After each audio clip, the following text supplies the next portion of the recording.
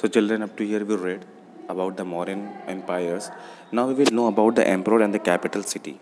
How we will know about the emperor and the capital city? It is given in your book about the story of Megasthenes, who was an ambassador who was sent to the court of Chandragupta by the Greek ruler of West Asia named Seleucus Nicator. Megasthenes wrote an account about what he saw. Here is a part of his description. So Megasthenes जो थे वो एक ambassador थे, राजदूत थे. वो India में आए थे. उनको एक वेस्ट एशिया के एक राजा ने भेजा था और उन्होंने अपने एक डिस्क्रिप्शन में इंडिया के रॉयल जो जो किंग्स होते थे, एम्परर्स होते थे, उनके बारे में डिस्क्राइब किया कि कैसे लोग यहाँ के रहते थे. The occasion on which the emperor appears in public are celebrated with grand royal processions. He is carried in a golden palanquin.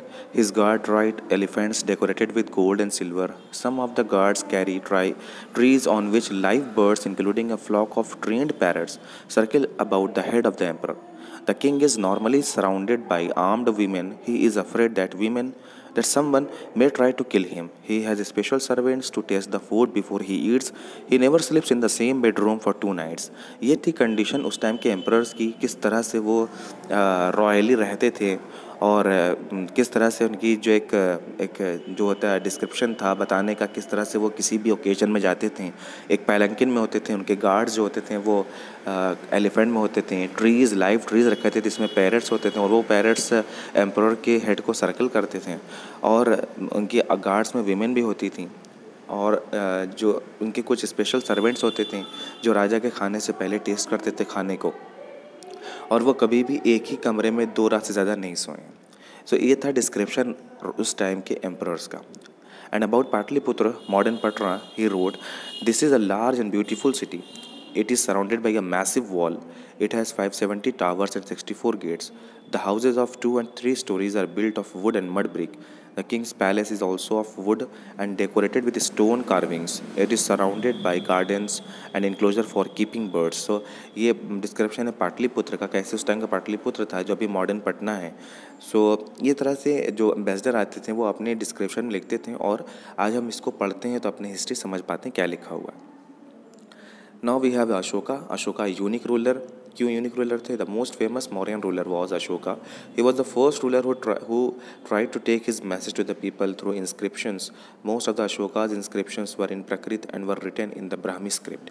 So Ashoka को यूनिक रूलर क्यों कहा जाता है? क्योंकि ये ऐसे रूलर थे जिन्होंने अपने मैसेज को, जो ये कहना चाहते थे लोगों से, उसको इन्होंने इंस्क्रिप्शंस के थ्रू, इंस्क्रिप्शंस मीन्स जो स्टोन पे कार्विंग्स होती थी उसके थ्रू लोगों तक अपने मैसेज को पहुँचाया, जिसकी जो स्क्रिप्ट होती थी वो ब्राह्मी होती थी या कभी कभी प्राकृत पे होता था. Next is the Ashoka's war in Kalinga. क्या है ये war? Kalinga is the ancient name of coastal Odisha. You will see the it's on map 5 page number 68. Ashoka fought a war to conquer Kalinga. However, he was so horrified when he saw the violence and bloodshed that he decided not to fight any more wars.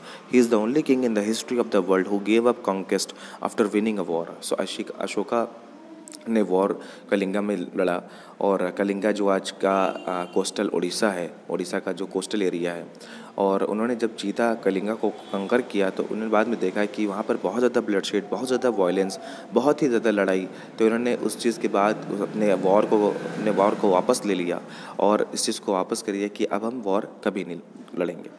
Ashoka inscription describing the Kalinga war. अब अशोका का जो message जो होता था वो inscription के through होता था.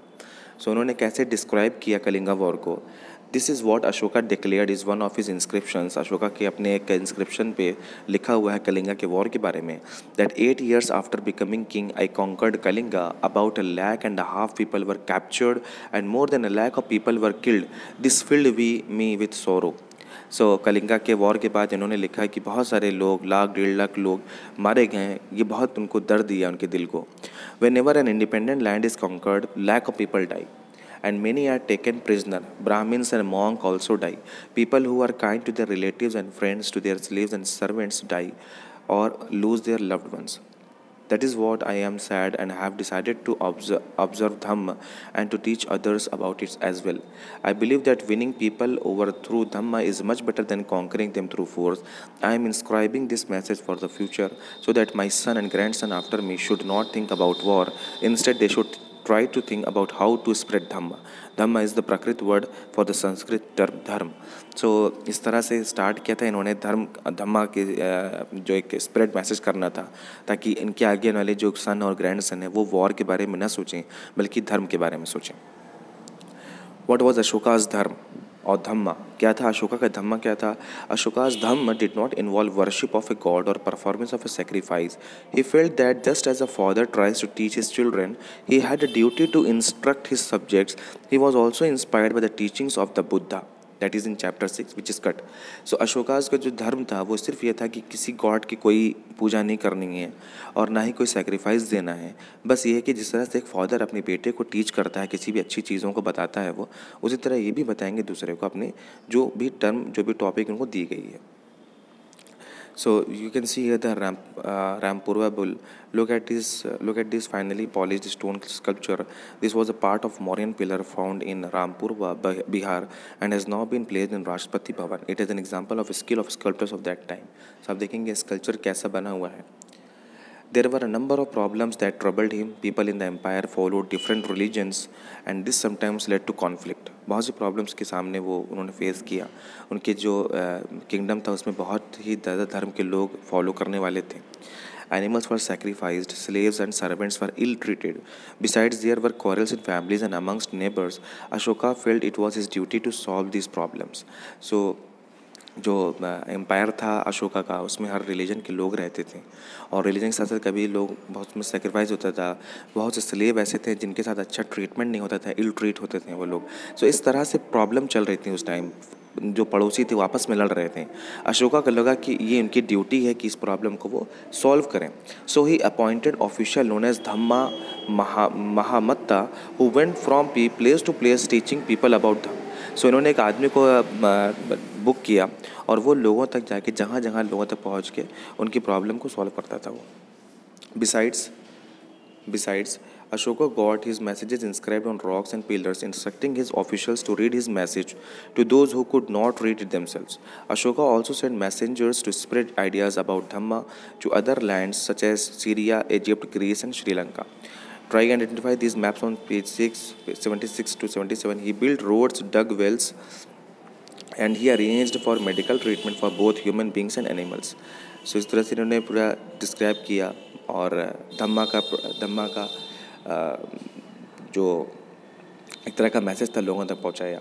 Ashoka's message to his subjects. Ashoka क्या मैसेज था? People perform a variety of rituals when they fall ill, when their children get married, when children are born, or when they go on a journey.